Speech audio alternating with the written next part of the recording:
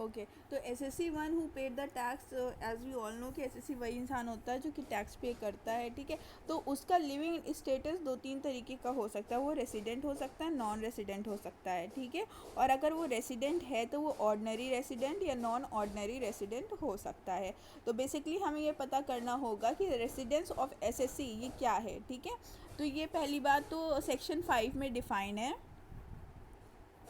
The scope of total income of SSC along with his residential status is determined with the reference to his residence in India in the previous year. The residence and citizenship are the two different aspects. The incidence of the tax has nothing to do with the citizenship. तो citizenship से यहाँ कोई मतलब नहीं होता है, ये कहना चाह रहे हैं, ठीक है।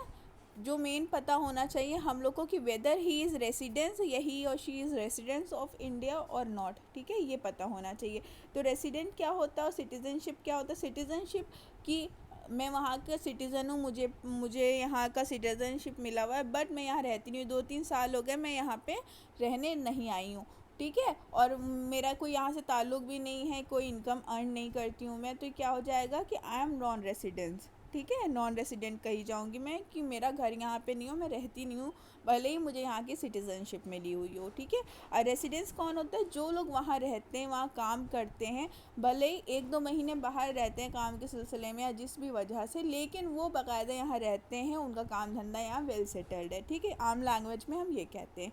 Now according to the type of resident, the person who reside in India popularly known as ordinary resident, ठीक है। जैसे हम और आप लोग हैं, हम लोग अभी कहीं नहीं गए हैं, ना ही इस तरीके का काम कोई सेटल करा है जो बाहर जाएं, तो यहीं रहते हैं, इंडिया के एक आम नागरिक हैं, भले ही घूमने फिरने के उससे चले जाएं, लेकिन रहने वाले यहीं के हैं और रहते यहीं पे हैं, घर यहीं पे है, तो उनको हम क्या कहेंगे, ऑर्डिनरी रेसिडेंट, ठीक है।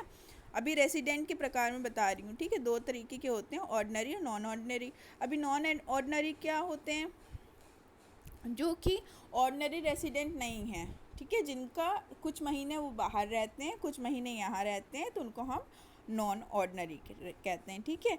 फिर नॉन रेसिडेंट, जिनको सिटीज़नशिप यहाँ की मिली हुई है बट वो यहाँ पे रहते नहीं हैं। तो इसके साथ ये तो चलो हम लोग ने एक इजी लैंग्वेज में पता कर लिया कि रेसिडेंट कौन होते हैं, नॉन रेसिडेंट क्या होते हैं, ऑर्डिनरी रेसिडेंट क्या होते हैं। तो अभी इसके लिए कुछ लीगल एस्पेक्ट्स हैं, कुछ दिन होते हैं, ठीक है, कि आप किन दिनों में यहाँ रहते हैं, कितने दिन रहने वालों को हम रेसिडेंट मानेंगे, कितने दिन ना रहने वालों को नॉन ऑर्डिनरी रेसिडेंट मानेंगे, ठीक है। तो ये सारी चीज़ें हम लोग देखेंगे इसमें।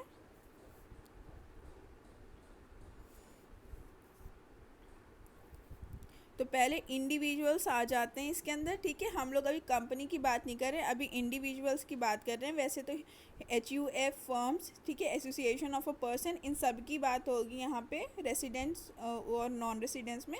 पहले हम लोग इंडिविजुअल्स की बात करते हैं, ठीक है। तो रेसिडेंट कौन होते हैं,